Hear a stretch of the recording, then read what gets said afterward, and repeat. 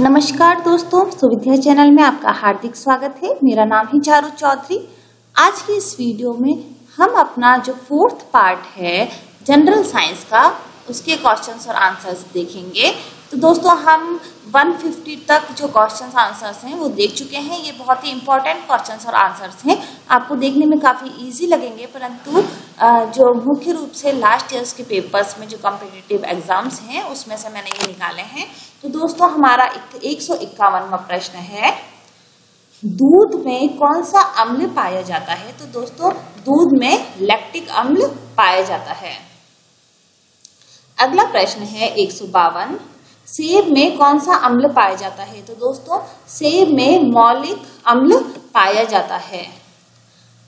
प्रश्न 153 है, नीले लिटमस पत्र को कौन लाल कर देता है? तो दोस्तों नीले लाल लिटमस पत्र को अम्ल लाल कर देता है।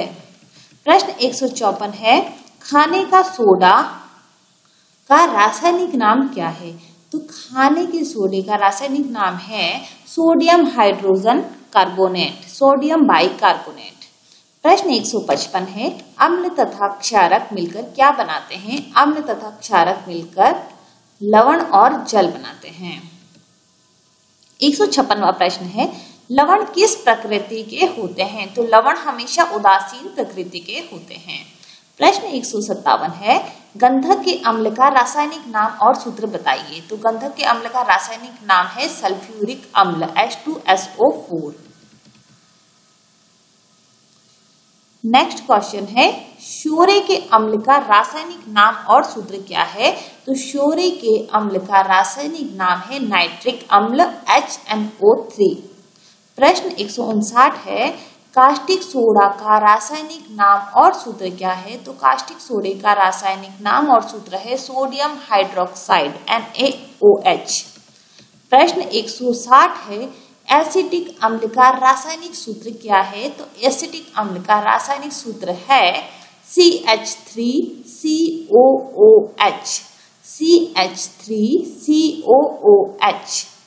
प्रश्न 161 है, थायरॉक्सिन हार्मोन किस ग्रंथि से स्रावित होता है? तो थायरॉक्सिन हार्मोन थायराइड ग्रंथि से स्रावित होता है। प्रश्न 162 है, किस ग्रंथि को मास्टर ग्रंथि भी कहा जाता है? तो पीयूष ग्रंथि को मास्टर ग्रंथि कहा जाता है।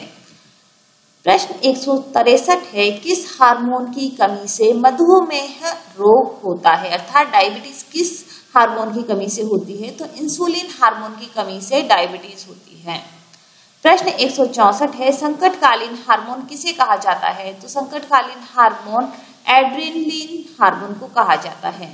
प्रश्न 165 है, हमारे रुधिर में कैल्शियम के स्तर को कौन नियंत्रित करती है? तो हमारे रुधिर में कैल्शियम के स्तर को पैराथायराइड ग्रंथियों द्वारा नियंत्रित किया जाता है।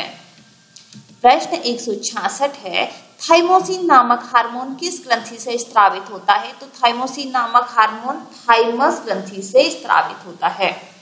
प्रश्न 167 है, हमारे सोने जागने का चक्र कौन सा हार्मोन नियंत्रित करता है? तो हमारे सोने जागने का चक्र मेलेटोनिन नामक हार्मोन नियंत्रित करता है। प्रश्न 168 है, इंसुलिन का स्त्रावण किस ग्रंथि से होता है? तो इंसुलिन का स्त्रावण अग्नाशय नामक ग्रंथि से होता है। 169वां प्रश्न है, एड्स रोग किस वायरस द्वारा होता है? तो एड्स रोग होता है HIV के द्वारा। प्रश्न 170 है, बिना बुझा चूना का रासायनिक सूत्र क्या है? तो बिना बुझा चूने का रासायनिक सूत्र है CaO। प्रश्न 171 है, सरलतम जीवों में परिवर्तनों द्वारा क्रमशः अधिकाधिक जटिल जीवों की उत्पत्ति एवं विकास को क्या कहते हैं? तो सरलतम जीवों में परिवर्तनों द्वारा क्रमशः अधिकाधिक जटिल जीवों की उत्पत्ति एवं विकास को जैव विकास कहा जाता है। प्रश्न 172 है, उपार्जित लक्षणों की वंशानुगति का सिद्धांत किसने प्रतिपादित किया? तो उपार्जित लक्षणों की वंशानुगति का सिद्धांत लेमार्क ने प्रतिपादित किया।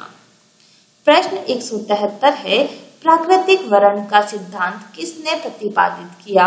तो प्राकृतिक वर्ण का सिद्धांत डार्विन ने प्रतिपादित किया।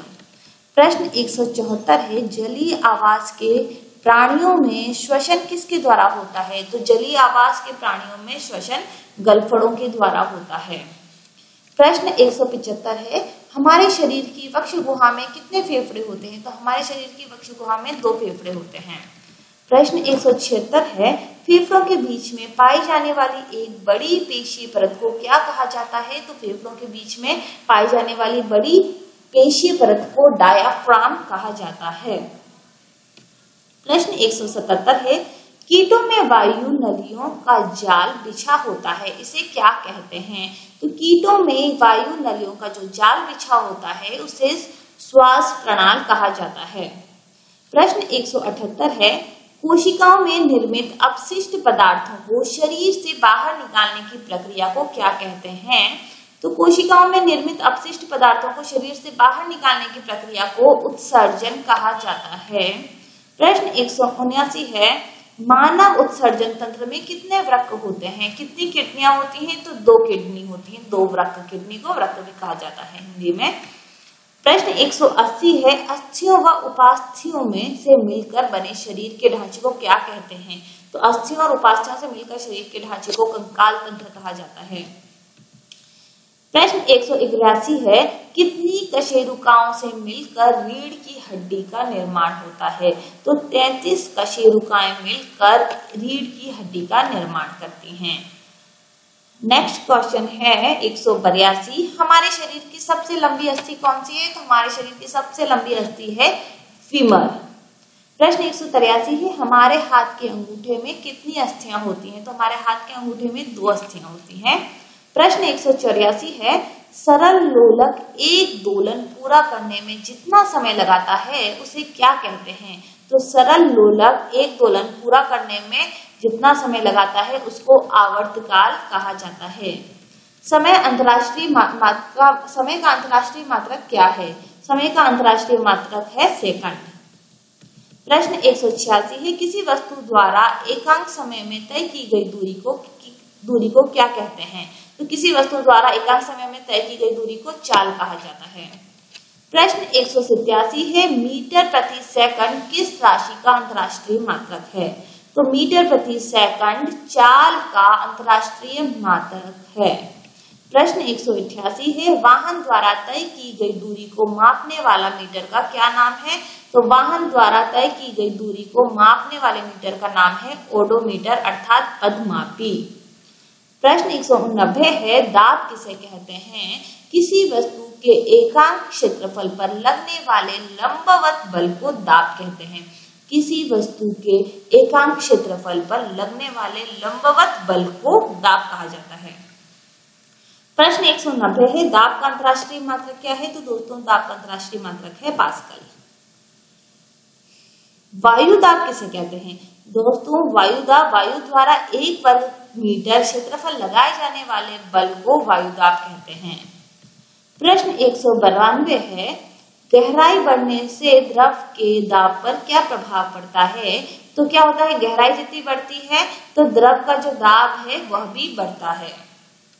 193वां प्रश्न है, तरल में डूबी हुई वस्तुओं पर ऊपर की ओर कौन सा बल कार्य करता है? तो तरल में डूबी हुई वस्तुओं पर ऊपर की ओर उत्प्लावन बल कार्य करता है।